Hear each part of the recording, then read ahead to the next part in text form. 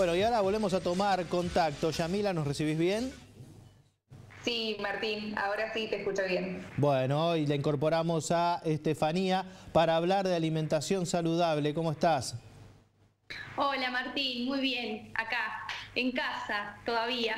No queda otra, ¿no? No queda otra. Pero bueno, hay que alimentarnos bien y de manera saludable. Así es. Hay que alimentarnos bien de manera saludable y principalmente no descuidar, ¿no?, la alimentación en aquellas personas que por ahí pueden estar sufriendo, ¿no?, algún tipo de alergia o intolerancia alimentaria, ¿no? No quería dejar de hablar de este tipo de patologías, ¿no?, que pueden llegar a surgir y que afectan justamente, y están relacionadas, mejor dicho, con la selección de alimentos que hacemos en casa y que puede verse descuidada ahora en tiempos de cuarentena. Estefanía, ¿existe la posibilidad que ante esta situación que estamos atravesando, más allá de descuidar la alimentación, pero también quizás un poco el estrés, la incertidumbre, los nervios, puedan desatar una patología que hasta el momento era asintomática o desconocida para nuestro organismo?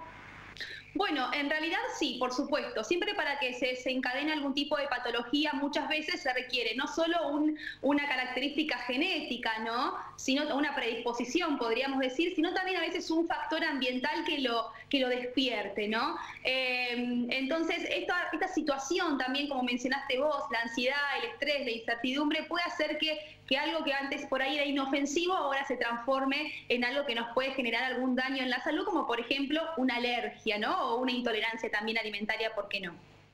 Bueno, ¿qué diferencia hay entre alergia e intolerancia a la hora de consumir un alimento? ¿Cómo me doy cuenta? Bueno, muy bien, eso es un error frecuente, ¿no?, utilizarlos como sinónimos a los conceptos y en realidad no son lo mismo. En realidad, en la alergia alimentaria hay una participación, podríamos decir, del sistema de defensa. Cuando comes algo y el sistema de defensa reconoce ese alimento como algo ofensivo, digamos, ¿no?, como algo que no es desconocido, por así decirlo, lo que hace el cuerpo es luchar frente a eso, ¿no? Entonces realiza algún tipo de reacción anormal, como puede ser a partir de erupciones en la piel, ¿no?, algún tipo de urticaria, sarpullido, enrojecimiento. Puede haber también inflamación, ¿no?, de lo que es la boca, la lengua, y por supuesto puede pasar a otros niveles mayores, como pueden ser, por supuesto, obstrucción de las vías aéreas, con lo cual puede producir algún tipo de asfixia o cianosis en la persona. Por eso es muy importante tratar de diagnosticar una alergia alimentaria, bien, y por supuesto tomar las medidas para que esto no avance. Y una intolerancia, a diferencia de la alergia, lo que hace es una dificultad del organismo, del sistema digestivo, en asimilar algunos nutrientes. Entonces por ahí hay nutrientes en algunos alimentos que el cuerpo no puede asimilar y por supuesto utiliza síntomas como por ejemplo las náuseas, los vómitos, las diarreas o inflamación intestinal para poder eliminarlo. Bien, ahora yo ya estoy detectada por una determinada patología, soy alérgica o intolerante a determinada comida. ¿Cómo hacemos todos en el marco de esta situación que estamos viviendo para cuidarnos un poco más, considerando que el factor ambiental también puede hacer que esto eleve las consecuencias, ¿no? Bueno, por supuesto. Mira, con respecto a las alergias, el único tratamiento es eliminar por completo ese alimento que obviamente ha sido detectado como dañino para el cuerpo. Entonces, es muy importante tener las siguientes recomendaciones para las personas alérgicas. En primer lugar, siempre tratar de, si compra productos envasados, leer las etiquetas, ¿no? Fijarme la lista de ingredientes, ver si encuentro ese alimento o ese ingrediente, porque puede ser tanto un alimento como un, por ejemplo, conservante o un aditivo que muchas veces se encuentran en los alimentos que consumimos procesados, ¿no?, y que pueden generar, por supuesto, algún efecto alérgico. Entonces, leer los ingredientes, recordar que están siempre de mayor a menor, ubicados de esa manera en el etiquetado, y de esa manera también yo puedo interpretar si se encuentra en gran cantidad o en menor cantidad respectivamente. También leer e interpretar que puede haber palabras que pueden ser confusas, como por ejemplo, contiene trazas de, bien, si dice eso significa que tiene pocas cantidades, pero hay presencia de ese alimento o ese ingrediente, o sea que hay que estar alerta con eso también.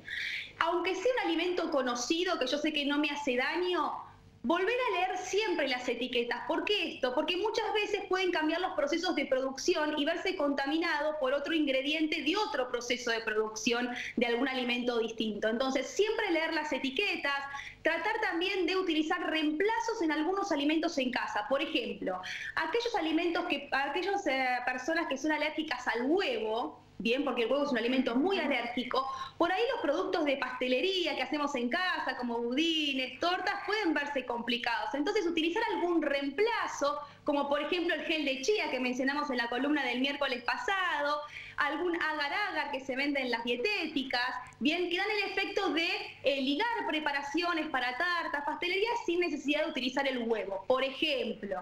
Bien. Y así hay un montón de reemplazos.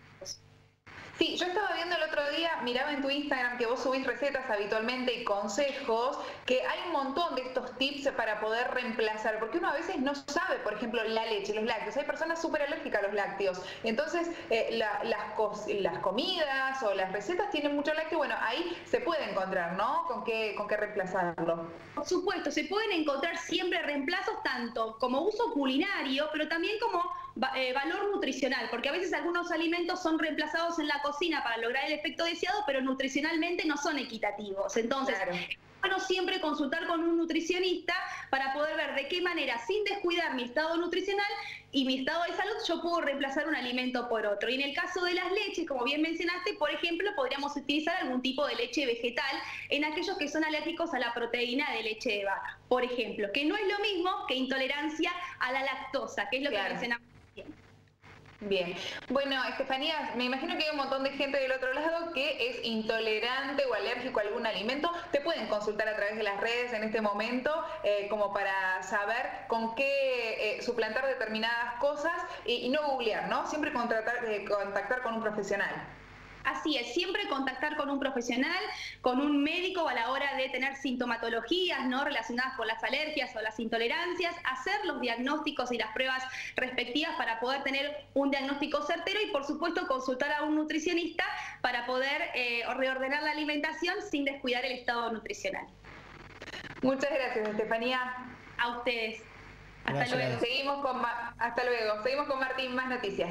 Bueno, y atención que quizás una de las medidas también se pueden implementar como están haciendo en Alemania. Fíjense lo que están usando, estos gorros especiales para mantener la distancia, sobre todo en los bares, que tienen permitido a partir de este momento